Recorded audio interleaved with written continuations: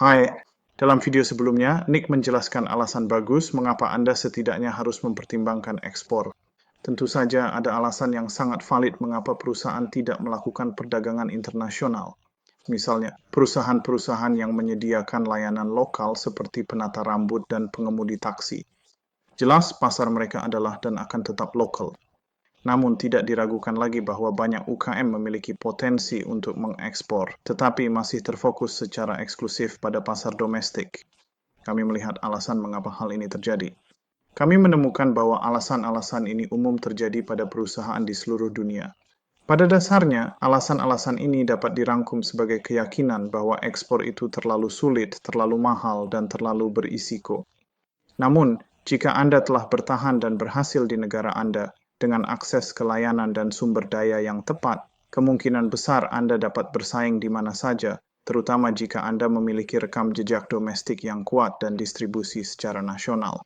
Dalam video ini, kami akan membahas 10 alasan umum yang sering dikemukakan dan menjelaskan mengapa alasan tersebut seharusnya tidak menghalangi Anda untuk mengekspor. Kami akan menunjukkan bahwa alasan tersebut hanyalah mitos. Tentu saja ada tantangan nyata yang harus dihadapi.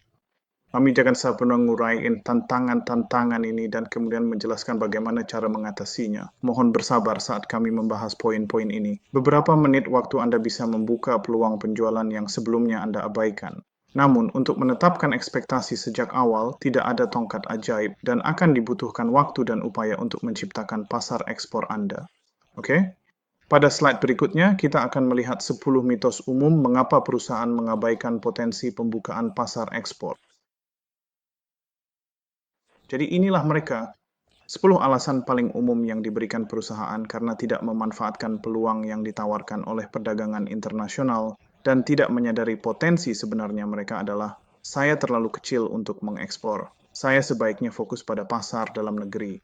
Biayanya mahal tanpa jaminan keberhasilan. Saya tidak bisa bersaing di luar negeri. Saya sebaiknya fokus pada satu pasar ekspor baru. Tapi yang mana? Sulit untuk mengatur pengiriman. Ada dokumen yang rumit. Kesulitan bahasa. Saya tidak bisa menangani tarif dan hambatan non-tarif. Kesulitan pembayaran dan risiko mata uang terlalu sulit untuk saya atasi. Sekarang, setidaknya salah satu mitos ini sangat tertanam dalam pola pikir banyak perusahaan kecil dan hanya dibutuhkan satu hambatan saja untuk menghentikan mereka melihat pasar luar negeri. Oleh karena itu, pada slide berikutnya saya ingin membahasnya secara lebih rinci. Oke, mari kita mulai. Mari kita hadapi mitos-mitos ini satu persatu dan tunjukkan bahwa itu tidak benar. Saya terlalu kecil untuk mengekspor. Ini jarang benar. Secara global, mayoritas perusahaan yang mengekspor adalah UKM.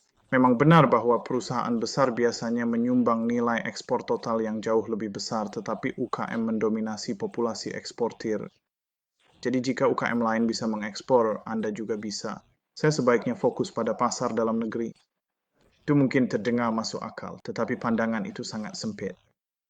Pasar dalam negeri Anda hanya mencakup sebagian kecil dari pasar dunia. Pada dasarnya, pelaku usaha yang tidak mengekspor padahal produknya bisa diekspor sedang berkata, saya tidak tertarik dengan penjualan tambahan yang bisa didapat dari ekspor. Namun jika ada pesanan baru datang dari negara tetangga, apakah Anda akan berkata, tidak, saya terlalu sibuk? Kemungkinan besar tidak. Jika Anda hanya menjual ke pasar domestik, volume penjualan Anda sangat bergantung pada kondisi ekonomi dalam negeri. Namun, jika Anda mengembangkan pasar ekspor, jika sewaktu-waktu pasar domestik Anda melemah karena alasan apapun, ada kemungkinan pasar ekspor dapat menutupi penurunan penjualan di dalam negeri. Dengan melayani portofolio pasar yang lebih luas, Anda justru mengurangi profil risiko Anda. Biayanya besar tanpa jaminan keberhasilan. Secara tradisional, memang benar bahwa Anda harus mengambil risiko waktu, tenaga, dan investasi yang signifikan hanya untuk memulai.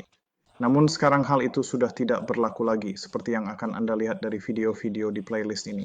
Namun demikian, Anda tetap harus mencurahkan pemikiran matang untuk mengembangkan rencana ekspor Anda dan berupaya keras untuk melaksanakannya. Saya tidak bisa bersaing di luar negeri. Dunia ini luas, dengan kebutuhan dan minat yang beragam. Jika produk Anda dibeli di dalam negeri, kemungkinan besar produk tersebut juga diinginkan dan terjangkau di tempat lain di dunia. Apa yang sebenarnya produk Anda dilakukan di pasar domestik dapat membantu produk tersebut dilakukan di luar negeri. Harga memang penting, tetapi itu bukan satu-satunya faktor penentu penjualan. Faktor kompetitif lain juga dibutuhkan, kegunaan kualitas, layanan, kredit, selera konsumen. Faktor-faktor ini bisa saja mengalahkan perbedaan harga. Saya sebaiknya fokus pada satu pasar ekspor baru, tapi yang mana? Secara tradisional, perusahaan-perusahaan disarankan untuk memilih satu negara tertentu dan kemudian melakukan kampanye ekspor yang terfokus di negara tersebut. Ini berarti mempertaruhkan keberhasilan pada satu pasar dan memasuki pasar dengan cara tradisional memerlukan investasi waktu dan uang yang cukup besar. Bahkan mungkin diperlukan untuk berpartisipasi dalam pameran dagang fisik, di mana biayanya dengan mudah bisa mencapai puluhan ribu dolar.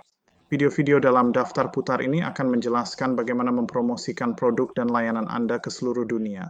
Anda akan melihat siapa yang datang kepada Anda dan kemudian memutuskan apakah akan fokus pada negara tertentu. Cepat wanita satu meninggalkan kantor dan dengan tingkat investasi yang sangat rendah, sulit untuk mengatur pengiriman. Sebenarnya itu bukan masalah Anda. Ada banyak perusahaan ekspedisi di luar sana yang menawarkan penawaran harga bersaing untuk semua layanan pengiriman yang Anda butuhkan. Dokumentasi yang rumit. Memang benar bahwa ekspor memerlukan dokumentasi tambahan dan Anda mungkin harus menyesuaikan kemasan serta pelabelan Anda. Namun, perusahaan ekspedisi dan atau agen bea cukai Anda dapat memberi saran mengenai apa saja yang dibutuhkan. Kesulitan bahasa. Anda memang harus memperhatikan perbedaan bahasa, terutama di situs web Anda serta materi produk dan layanan Anda. Namun, ada solusi dengan biaya nol hingga rendah yang tersedia untuk Anda. Solusi-solusi ini dijelaskan dalam video. Komunikasi internasional. Jika Anda membutuhkan juru bahasa untuk negosiasi melalui konferensi video online, hal ini juga dapat diatur dengan mudah dan biaya yang terjangkau. Hambatan tarif dan non-tarif. Anda memang harus menyadarinya. Pada umumnya, ini adalah masalah yang relatif kecil. Namun, ini bukanlah masalah yang harus Anda selesaikan sendiri. Anda dapat memeriksanya melalui peta akses pasar ITC. Layanan ini mengidentifikasi tarif bea masuk, kuota tarif, tindakan perlindungan perdagangan, persyaratan regulasi, dan rezim preferensial yang berlaku untuk produk Anda. Tautannya ada di deskripsi di bawah ini. Selain itu, perusahaan jasa pengiriman barang Anda seharusnya dapat memberikan semua informasi yang Anda butuhkan. Kesulitan pembayaran dan risiko mata uang. Anda memang harus mengantisipasi risiko pembayaran dan mata uang. Namun, risiko-risiko tersebut telah dihadapi dan diatasi oleh banyak perusahaan. Jadi, tidak ada alasan mengapa Anda tidak bisa menghadapi dan menyelesaikan masalah yang sama. Jika Anda hendak memahami lebih detail bagaimana kekhawatiran ini dapat dikelola, Anda akan menemukan video yang relevan di playlist YouTube ini. Namun ini tidak berarti bahwa tidak ada tantangan dalam membuka pasar ekspor baru. Tantangan itu memang ada. Pada slide berikutnya, kami akan menjabarkan tantangan-tantangan tersebut dan kemudian pada slide selanjutnya, kami akan menjelaskan bagaimana cara mengatasinya. 6 tantangan nyata dalam perdagangan internasional adalah sebagai berikut. Menghubungkan pembeli dan pemasok internasional, bagaimana Anda bisa bertemu? Komunikasi internasional, ini bukan sekadar soal menerjemahkan segala sesuatu. Pengurangan dan manajemen risiko, ada risiko operasional tambahan, dan Anda harus mengambil langkah-langkah untuk mengurangi serta mengelolanya. Logistik dan manajemen rantai pasok, ada masalah tambahan namun ini mudah diatasi. Biaya, pembiayaan, dan penetapan harga. Anda memiliki biaya tambahan dan masalah pembiayaan yang harus dievaluasi dan dimasukkan. Namun tidak ada benar yang perlu dikhawatirkan secara berlebihan di sini jika Anda mengambil langkah yang tepat. Dokumentasi dan digitalisasi. Ya, akan ada dokumentasi tambahan saat mengekspor barang. Selain itu, Anda juga perlu memeriksa apakah dokumen dan tanda tangan digital Anda berlaku di pasar ekspor Anda. Sekarang mari kita lihat bagaimana Anda dapat mengatasi tantangan-tantangan ini. Kami telah menyiapkan video-video singkat yang sudah termasuk dalam playlist ini yang membahas semua tantangan tersebut. Mari kita bahas secara singkat satu persatu, menghubungkan pembeli dan pemasok internasional. Bagaimana cara Anda bertemu? Kami telah menyiapkan video menghubungkan pembeli dan pemasok untuk menjelaskan kepada Anda berbagai pilihan yang tersedia. Komunikasi internasional. Ini bukan sekadar soal menerjemahkan semuanya. Video komunikasi membahas berbagai pilihan yang Anda miliki. Lihat video komunikasi internasional. Pengurangan dan manajemen risiko. Ada risiko operasional tambahan, dan Anda harus mengambil langkah-langkah untuk mengurangi dan mengelola risiko tersebut. Namun, perlu juga dikatakan bahwa ekspor sebenarnya dapat mengurangi risiko bisnis Anda dengan mengurangi ketergantungan pada pasar domestik Anda. tonton video pengurangan dan manajemen risiko, logistik dan manajemen rantai pasok. Ada beberapa masalah tambahan yang harus Anda tangani, namun semuanya mudah diatasi. Lihat video logistik internasional. Biaya, pembiayaan, dan penetapan harga. Anda akan memiliki biaya tambahan dan masalah keuangan yang perlu dievaluasi dan dimasukkan dalam penetapan harga Anda. Namun tidak ada yang perlu dikhawatirkan secara berlebihan di sini jika Anda mengambil langkah yang tepat. Tonton video perhitungan biaya.